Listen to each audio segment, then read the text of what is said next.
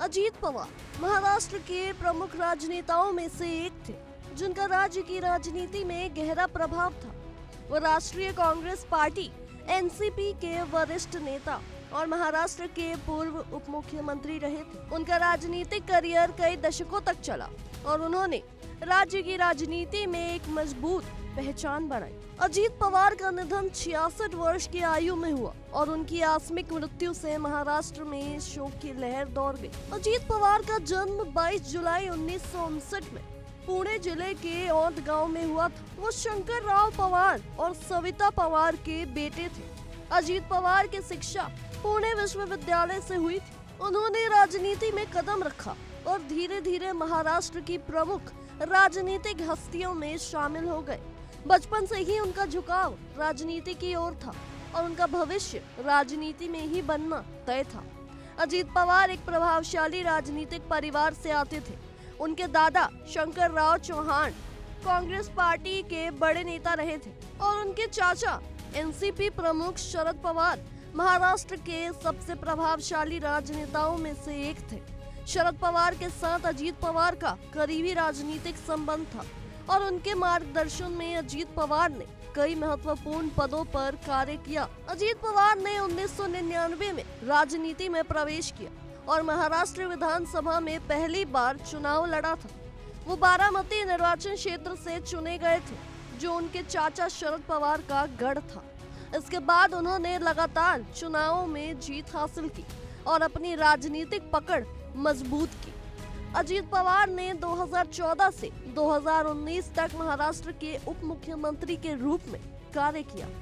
इस दौरान उन्होंने राज्य के कृषि, जल संसाधन और औद्योगिकरण से जुड़े कई महत्वपूर्ण मामलों पर काम किया था। वो जल संसाधन मंत्री भी रहे थे और उनके मंत्रालय ने राज्य में जल संचय परियोजनाओं को गति दी थी। अजीत पवार का नाम महाराष्ट्र की राजनीति में अक्सर विवादों में भी था। 2019 में उन्होंने शिवसेना, कांग्रेस और एनसीपी के गठबंधन को छोड़कर भाजपा के साथ हाथ मिला लिया था और उप मुख्यमंत्री का पद संभाला था। हालांकि यह गठबंधन ज्यादा समय तक नहीं चला और उन्हें पद छोड़ना पड़ा था। अजीत पवार ने राज्य में कई विकास योजनाओं की शुरुआत की थी, जिनमें जल संसाधन, सिंचाई परियोजनाओं और कृषि क्षेत्र को सुधारने की योजनाएं प्रमुख थी।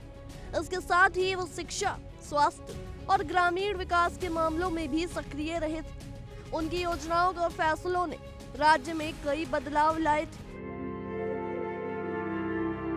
आज 66 वर्ष की आयु में अजीत पवार का निधन हो गया। उनकी आकस्मिक मृत्यु से महाराष्ट्र में गहरा शोक फैला है। वो एक हवाई दुर्घटना के शिकार हो गए थे। ये दुर्घटना बारामती एयरपोर्ट पर लैंडिंग के दौरान घटी थी। अजीत पवार मुंबई से एक प्राइवेट चार्टर्ड प्लेन में सवार होकर बारामती जा रहे थे। बारामती में लैंडिंग के दौरान प्लेन रनवे से बाहर जा गिरा और ये दुर्घटना अत्यधिक भयावह थी।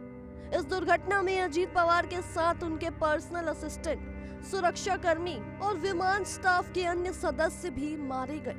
प्रारंभिक रिपोर्टों के अनुसार डीजीसीए यानी directorate general of civil aviation के द्वारा दी गई जानकारी के मुताबिक इस हादसे में कुल 6 यात्रियों की मौत हो गई थी। अजीत पवार की आकस्मिक मृत्यु से राज्य नहीं बल्कि देश में भी शोक की लहर दौड़ गई। राज्य के सभी वर्गों ने उनके योगदान और राजनीति में उनकी भूमिका को याद करते हुए शोक व्यक्त किया।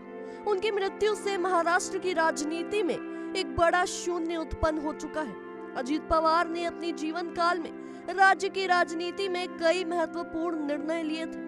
उनके साहसिक फैसलों और बेबाक टिप्पणियों के कारण वो हमेशा सुर्खियों में रहे थे। उनका योगदान कृषि, जल संसाधन और राज्य के अन्य बुनियादी ढांचे के सुधार में अहम था।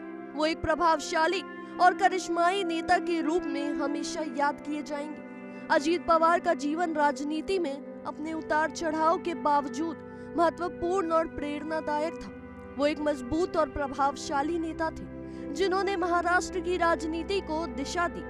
उनकी आकस्मिक मृत्यु ने राज्य को गहरे शोक में डुबो दिया है। उनकी यादें और उनके द्वारा किए गए कार्य हमेशा राज्य की राजनीति में जीवित रहेंगे।